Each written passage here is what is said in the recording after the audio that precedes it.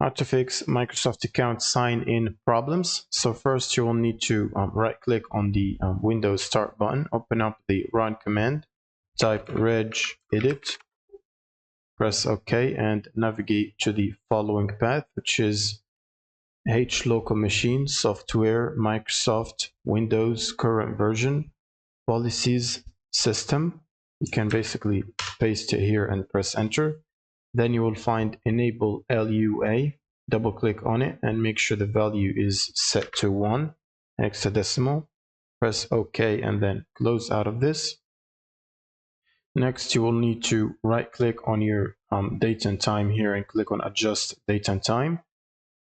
Make sure to enable set time automatically and time zone automatically. Then click on sync now to synchronize the time. Now you can right click on the start button right here and open up terminal or CMD as admin or PowerShell. It's pretty much the same. Then type the following command, which is ipconfig space /flush DNS and then press enter. Now you can close out of this.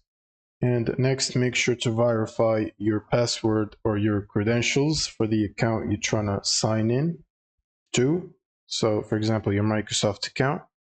And next, you will need to check if there is any pending Windows updates, because sometimes this might cause the problems. Click on check for updates and make sure to finish downloading and installing any pending updates. And once you do that, the last option is to open the start menu and then search for reset, network reset.